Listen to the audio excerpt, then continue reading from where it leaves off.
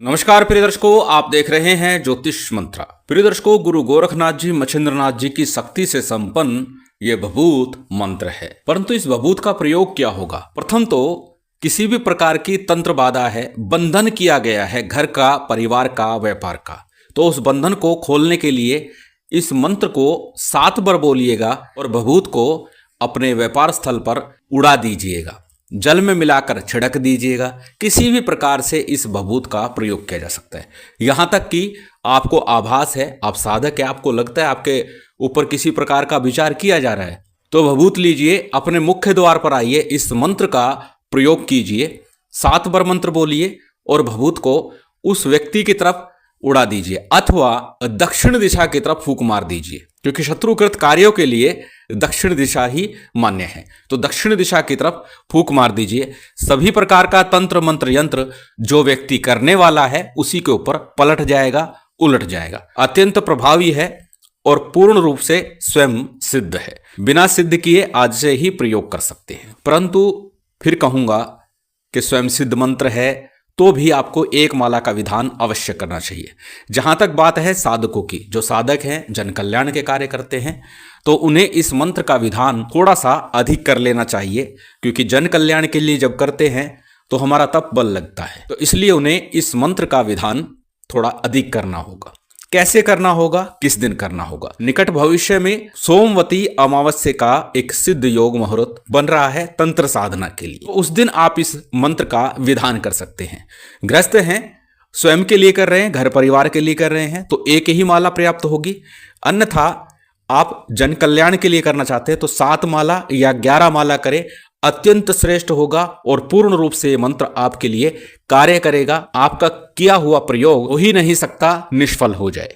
इस मंत्र के माध्यम से भभूत को ही अभिमंत्रित करके प्रत्येक कार्य के लिए दिया जाता है। कार्य सिद्धि भी इसी भभूत के माध्यम से हो जाती है। इस भभूत का स्वयं को तिलक लगाया जाएगा, उससे आपकी रक्षा होगी और साथ ही साथ शत्रु के प्रयोग भी विफल हो जाएंगे। इतनी अधिक शक्तिशाली भभूत मंत्र प्रयोग है। भभूत कैसे तैयार करनी है, किस प्रकार फिर हम भभूत का प्रयोग करेंगे, यह भी चर्चा है। तो सबसे पहले हमेशा की तरह बात कर लेते हैं साधना की सामग्री की। साधना अमावस्या को करनी है, यह तो निश्चित हो गया, अथवा किसी भी सिद्धि योग से आरंभ करके 11 दिवस का प्रयोग भी कर सकते हैं। आपकी आवश्यकता के अनुसार, यदि आप लंबे समय से पीड़ित है तो फिर 11 दिन का प्रयोग कर सकते हैं। अन्यथा जैसे कि मैंने कहा कि आज से ही इस मंत्र का प्रयोग कर सकते हैं। पूर्ण प्रभावी है, पूर्णतः सिद्ध है, इसीलिए आज से ही प्रयोग कर सकते हैं। परंतु बात कर रहे हैं विधान की, तो सबसे पहले हमेशा की तरह चर्चा कर लेते हैं सामग्री की। सामग्री सामान्य सी है, पूजन सामग्री जो भी ले सके, अक्षत, पुष्प, धूप, दीप, नैवेद्य, फल, फूल, मिष्ठान, मायने नहीं रखता कितनी सामग्री है, क्योंकि मंत्र साबर है और गुरु गोरखनाथ जी का ये स्वयं सिद्ध मंत्र है।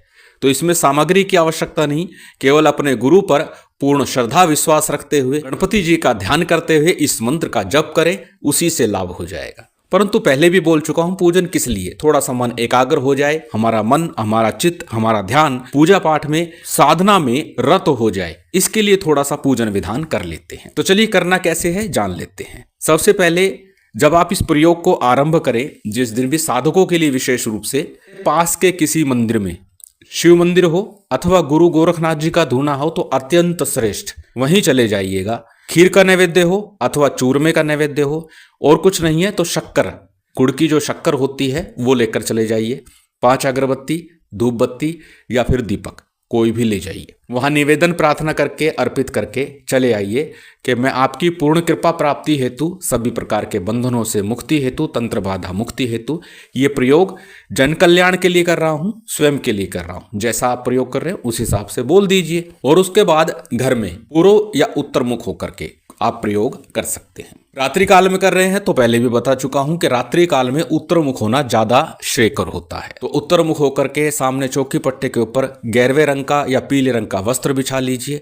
उसके ऊपर गुरु गोरखनाथ जी का, नवनाथ का चित्र स्थापित कीजिए। भगवान शिव का चित्र रख सकते हैं। एक दीपक कर्म साक्षी के रूप में तिल तेल का या घी का प्रज्वलित कर लीजिए, अथवा ऊपले की अंगारी जलती हुई हो, उसके ऊपर गूगल का धुआं चलता रहे, ये रख सकते हैं दीपक के स्थान पर।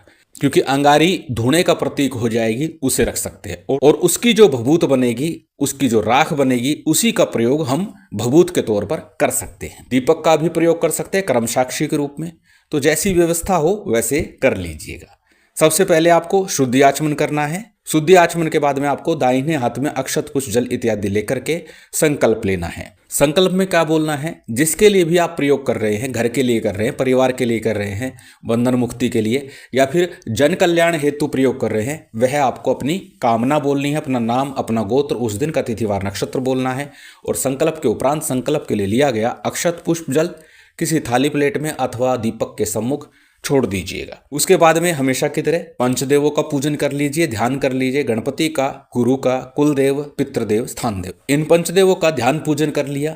उसके साथ भगवान शिव का, गुरु गोरखनाथ जी का, नवनाथ जी का पूजन कर लीजिए। साथ ही भैरव जी का सामान्य सा पूजन विधान कर लीजिए। और कुछ नहीं तो कुमकुम या हल्दी से रंगे हुए अक्षत ले लीजिए। सर्वतो भावेन अक्षत समर्पयामि, इसी भाव से आप अक्षत को समर्पित करते हुए उनका ध्यान पूजन कर लीजिए। ध्यान पूजन आपका संपन्न हो गया।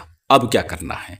सबसे पहले हमेशा की तरह गणपति मंत्र का 11 बार, गुरु मंत्र का 11 बार, एक एक माला करेंगे, अत्यंत श्रेष्ठ। साधकों को तो एक एक माला करनी ही है, परंतु जो पारिवारिक हैं, अपने लिए कर रहे हैं, वो 11-11 बार भी करेंगे तो भी चल जाएगा। गणपति मंत्र के रूप में ओम गंग गणपति नमः, ओम गणेशाय नमः, ओम वक्रतुंडाय नमः, किसी भी गणपति मंत्र का जप कर सकते हैं।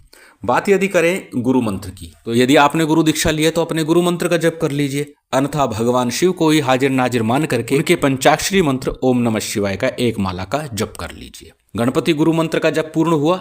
आज का मंत्र साबर मंत्र है, तो साबर मंत्रों की चर्चा हो तो साबर सिद्धि मंत्र का जप भी 11 बार करना ही चाहिए। तो साबर सिद्धि मंत्र एक बार फिर आपकी स्क्रीन पर है, स्क्रीनशॉट ले सकते हैं, कॉपी नोटबुक में नोट कर सकते हैं। मंत्र को एक बार बोल करके बता देता हूं। गुरुसठ गुरु है वीर, गुरु साहब सुमरी बड़ी भांत, सिंगी टोरो बन कहू मन नाऊ करतार, सकल गुरु की हर भजे घट्टा पकड़ उठ जाग, चेत संहार श्री परमहंस। ये साबर सिद्धि मंत्र है। इस मंत्र का 11 बार जप कर लीजिएगा। गणपति मंत्र, गुरु मंत्र, साबर सिद्धि मंत्र का जप पूर्ण हो गया। अब आपको क्या करना है? मात्र इस मंत्र का एक माला कम से कम जप करना है, अन्यथा साधक हैं तो 7 या 11 माला का जप कर लीजिएगा। मंत्र अत्यंत सरल है, साबर मंत्र है, आपकी स्क्रीन पर है, स्क्रीनशॉट ले सकते हैं, कॉपी नोटबुक में नोट कर सकते हैं।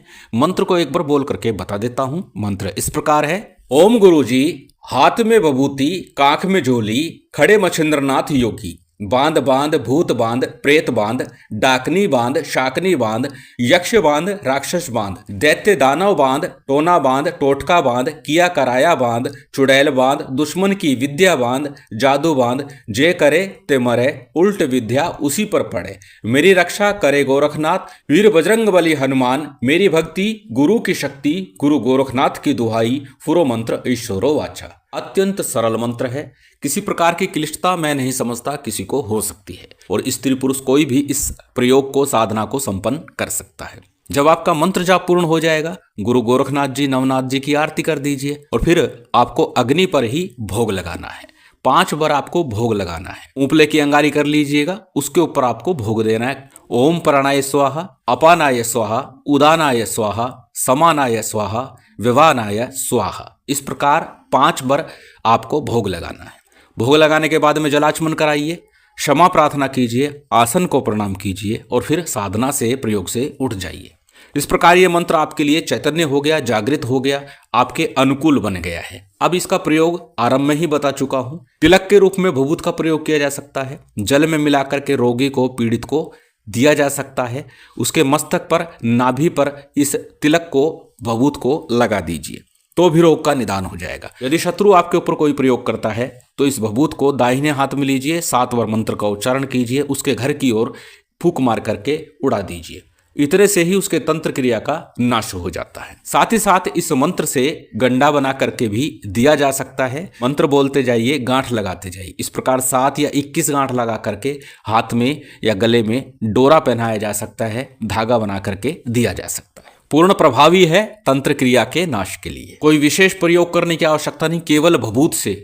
भभूत जैसे कि बताया, जिस पर भोग लगाएंगे या जिस पर गूगल चल रहा है, वही हमने छान करके कपड़े से रख लेना है और उसी का प्रयोग करना है। अत्यंत सरल विधान, अत्यंत सरल प्रयोग है। यदि आप पीड़ित हैं, बंधन में हैं, तो इसका प्रयोग एक बार अवश्य करिए। गुरु गोरखनाथ जी, नवनाथ जी की कृपा बनी रहे, महामाई की विशेष कृपा आप सभी को प्राप्त हो, यही कामना है। उम्मीद करता हूं आज की ये जानकारी, ये वीडियो आपको अच्छी लगी होगी। यदि अच्छी लगी हो तो कृपया लाइक कीजिएगा, शेयर कीजिएगा। यदि चैनल पर नए हैं तो सब्सक्राइब कर बेल आइकन बटन दबा दीजिएगा। जय माता दी, जय श्री राम।